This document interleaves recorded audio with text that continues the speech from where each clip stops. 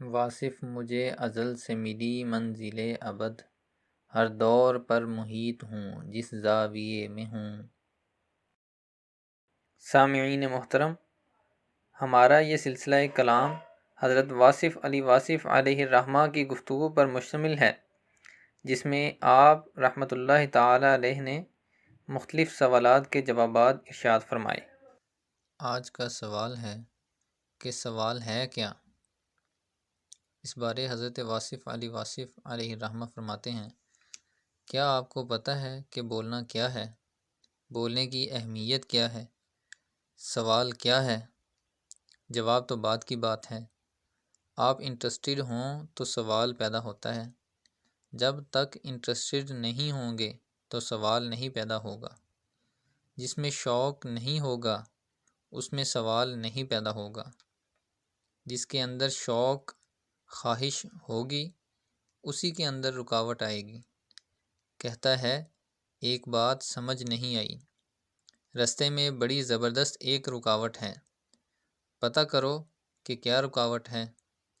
جس نے کہیں جانا ہی نہیں اس کی رکاوٹ ہی کوئی نہیں۔ رکاوٹ کس کو ہے؟ جانے والوں کی۔ تو وہ کہتا ہے کہ اس کے گھر کے راستے میں بڑے دریا ہیں، پہاڑ بھی ہیں۔ کہتا ہے اس کے گھر جاتے ہی نہیں ہیں، اب دریا کون عبور کرتا رہے۔ پھر کہتا ہے کہ کسی اور رستے سے چلے جائیں گے یا کسی اور کے گھر چلے جائیں گے۔ یا تو تم اللہ کے گھر تک پہنچ گئے ہو، اس کو میں ماننے کے لیے تیار نہیں۔ پہنچا تو آج تک کوئی نہیں ہے۔ پہنچا وہ آپ یا اس کا محبوب صلی اللہ علیہ وسلم، تو پہنچا کوئی نہیں ہے۔ سارے چل رہے ہیں اور صرف چل رہے ہیں اور فاصلے ختم نہیں ہوتے، چلتے جا رہے ہیں۔ کیا تم مسافر ہو؟ کیا تمہارے کاروبار میں برکت کی دعا کروں؟ اگر کاروبار کامیاب ہو گیا تو کیا ہو جائے گا؟ غافل ہو جاؤ گے۔ اس لیے تم ذرا ہوشیار ہو جاؤ۔ خیال کرو، شوق جو ہے وہ کبھی سوال سے الگ نہیں ہوگا، وہ تو سوالوں میں الجھا رہتا ہے۔ شوق میں تو کوئی رکاوٹ، کوئی سوال، کوئی الجھن، کوئی دقت، کچھ نہ کچھ تو ہوتا ہی رہے گا۔ اس لیے کہ یہ شوق جو ہوا، بے شوق ہونا جو ہے یہاں پر بڑی گستاخی ہے۔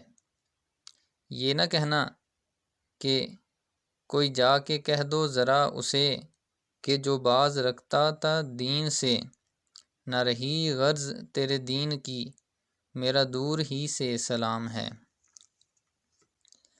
یہ تو گمراہی کی بات ہے۔ اس لیے آپ کو پتہ ہونا چاہیے کہ رکاوٹ کہاں پر ہے۔ کیا اب آپ بولیں گے؟ کیا آپ پوچھنے کے لیے تیار ہیں؟ یہ کسی مضمون کی بات نہیں بلکہ سوال کی بات ہے، اور سوال جو ہے وہ کلیئرلی اناؤنسڈ بلکہ پروناؤنسڈ اور ویل ڈیفائنڈ ہونا چاہیے۔ یعنی کہ یہ کیا ہے، وہ کیوں ہے، ایسا کیا ہوگا، یہ سوالات ہونے چاہیے، ورنہ ایمبیگوٹی رہتی ہے۔ کوئی کہتا ہے ہم سوال تو سوچتے ہیں مگر کھانے کا ٹائم آ جاتا ہے۔ شوق میں کھانے کا ٹائم ہی نہیں ہوتا۔ تم بولو تو صحیح، سوال بناؤ۔ یہ عام انسان کی بات نہیں، چاہنے والے کی بات کرو۔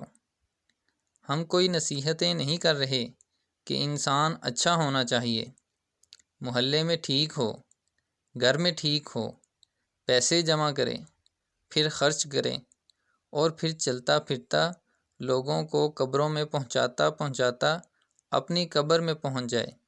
یعنی محلے کے جنازے، محلے کے شادیاں اٹینڈ کرے اور پھر اپنی شادی جنازہ ختم کرتا ہوا ختم ہو جائے۔